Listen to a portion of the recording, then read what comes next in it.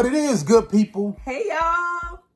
It's on like Donkey Kong, baby. We back up in this thing, dropping some more nuggets. But again, last time we were telling you about, when we first met, leading up to our first date.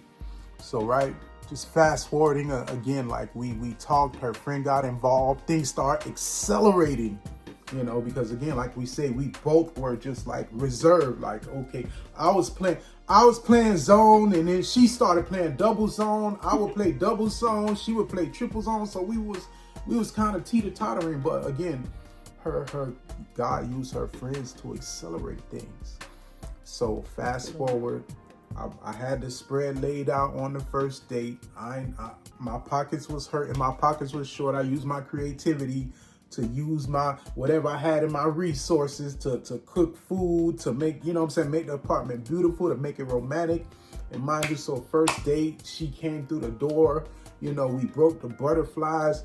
And so now stuff get good. We eating the food, now we talking with each other, and man, the chemistry just started popping. Like from the first hour, man, we probably was sucking on each other's face probably the whole time, the whole night. We was just kissing and hugging and holding and talking.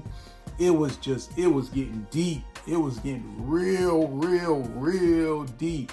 So I'm gonna tell you, like 5 o'clock turned to 6 o'clock, 7 to 8, 9, 10. Like 11 o'clock, we still hugging, dancing, listening to music, slow winding, grinding, all that stuff. We was feeding each other. We was doing all that stuff. Making videos and then kissing some more, kissing and touching. Like, it was a wild night, and it just so happened, like, it got so late. She was like, "You going back home?" I was like, "Yeah." And she was like, "No, I don't want you to get on that road. Just sleep here with me." And I was like, "Huh?"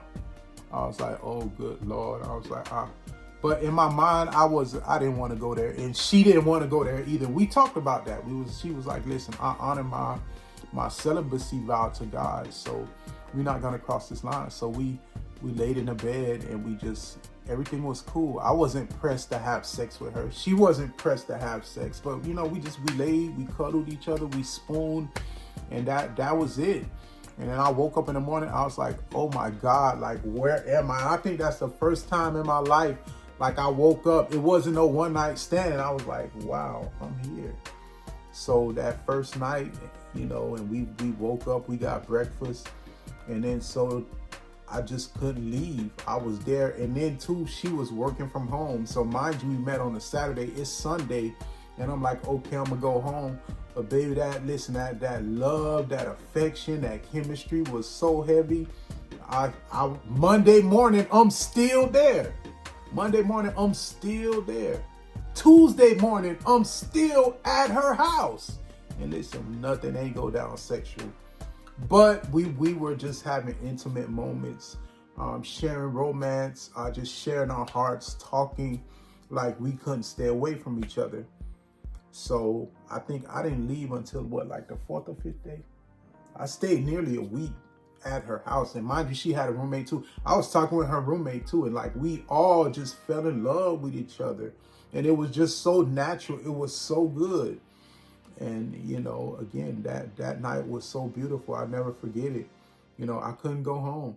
And like, even my mom was like, "Where are you?" I was like, "Oh, I'm out on the road. I'm traveling." I didn't tell her. I didn't tell anybody. But again, that's how God set it up. And mind you, he set it up to where, like, we didn't cross no lines. Because why? I was mature in my journey to know, hey, I don't want to cross them lines and kind of where we lose focus. And she was in the same realm. And that's why you got to be with somebody who equally yoked, who understand the vision, who understand the journey, and is not trying to meet or fulfill a right now lustful desire. Take it, baby. My prayer, because I'm going to be honest, you're going to tell men that you're celibate, and some are going to say, "Oh, I can handle it," and they can't.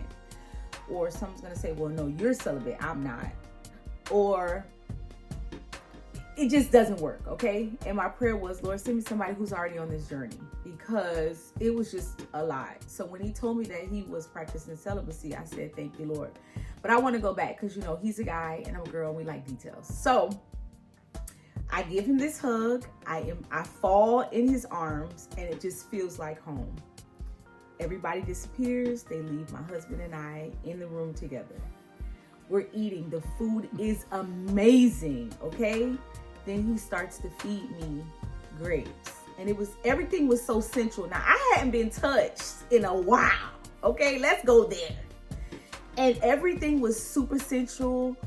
We had slow jams playing in the background because he's borderline a DJ. He like he not, but he's a borderline DJ. I think Joe was playing, and the mood and the atmosphere was set. You hear me? And I knew that he was the one, because remember, I'm getting constant reminders. I'm getting constant yeses from the Lord when he allowed me to be myself. I was 100% myself. And this is from my ladies that struggle with self-esteem. I know a lot of times we want to be that person that they want us to be so that they can like us. But I want you to know that the person that's for you is going to allow you to be who you are in totality. And I was me. I didn't change. I didn't adjust. I was just being me, and he welcomed it all. And he was so loving, and he was just all on my neck. But I knew enough to know that it was getting late, and wisdom said he can't get on the road that late. But it was also a test. And I don't know if he was testing me, or I was testing him, or the Lord was testing us to see if we were going to honor what we said we wanted to do prior to meeting each other and touching all on each other. But we passed the test. We were able to, hot and bothered. Okay, let's go back before we even got into bed. Joe, the food is good. I have dessert. This man touching all on me.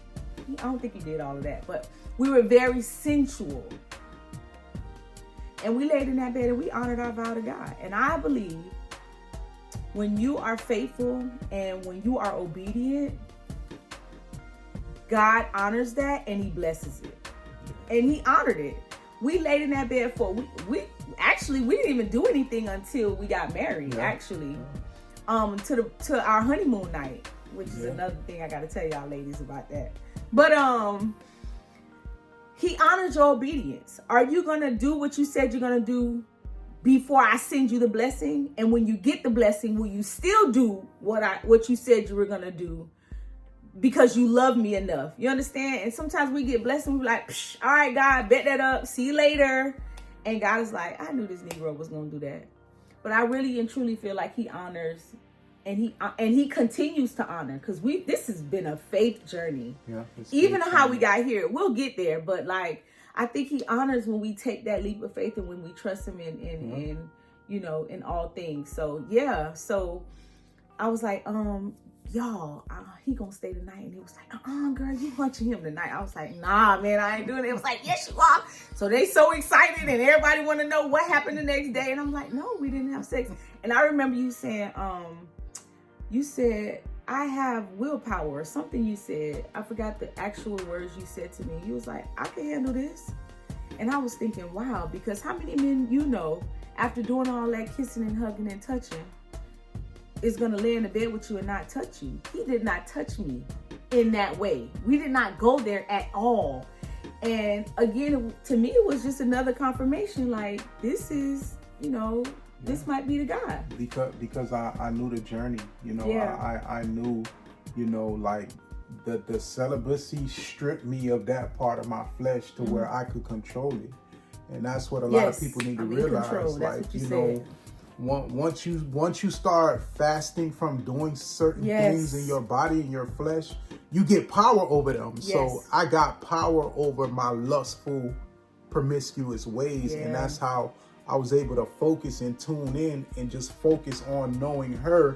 Because when you throw sex in the mix, now you put in a form of bonding that can fool you and make you think that there's something genuinely there when really you're feeding into the emotions of that intimate erotic bond. Yeah. You know, and there are different dimensions of bonding and love. Yeah. So I knew that, and that's why I refused to cross the line, because I didn't want to destroy the integrity of our relationship. So, and in the next video, I'll tell you why I became celibate. Maybe we can talk about why we became celibate and kind of help them with that. Let's because talk about that. yeah, I think we should, because it'll help you. It will help you. Trust me. And it was one of the most painful things I did. And I mean, I'm just gonna be transparent. I turned down so much booty.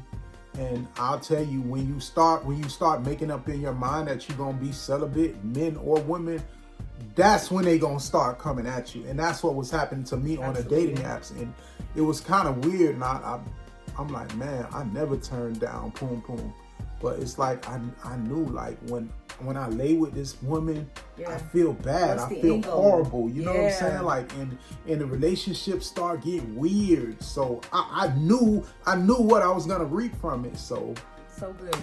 But again, we gonna talk about that celibacy part, because, you know, before we got married and we actually were intimate, I was celibate myself, probably more than 2.5 years of like nothing sexual. But it was worth it, because like I was able to see people or women in the dating game for who they were, and who they were was revealed to me. That's good. So next time we gonna bring you, I'm gonna give you the celibacy deal, and we're gonna talk about how we both were able to, because I lived in the apartment with her from about November. Well, I moved in November. We got married in April, and from November until April, there was no sex. And we mind you, we slept in the same bed every night. We were still dating. We were still getting to know each other. But again, we were engaged.